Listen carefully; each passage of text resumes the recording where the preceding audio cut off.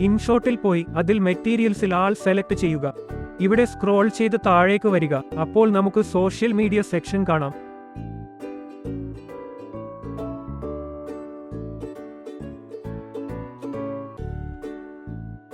ഇവിടെ നമുക്ക് ഇഷ്ടം പോലെ സോഷ്യൽ മീഡിയ ഐക്കൺസ് കാണാം. ഇത് ഇൻസ്റ്റാൾ ചെയ്യുക. ഇവിടെ ഇത് ഇൻസ്റ്റാൾ ചെയ്തിട്ടുണ്ട്. ഇത് നമുക്ക് ഇൻഷൂട്ട് വീഡിയോ എഡിറ്ററിന്റെ സ്റ്റിക്കർ സെക്ഷനിൽ പോയാൽ കാണാം.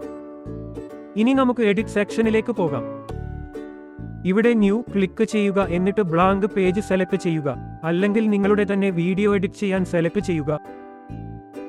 ഇപ്പോൾ നമ്മൾ ബ്ലാങ്ക് പേജ് എഡിറ്റ് സെക്ഷനിലേക്ക് വന്നു. ഇവിടെ സ്റ്റിക്കർ സെലക്ട് ചെയ്യുക. അപ്പോൾ നമുക്ക് ഫേസ്ബുക്ക് ഐക്കൺ കാണാം. ഇത് സെലക്ട് ചെയ്താൽ നമുക്ക് ഇഷ്ടമുള്ള സോഷ്യൽ മീഡിയ ഐക്കൺ ഇതുപോലെ സെലക്ട് ചെയ്യാം.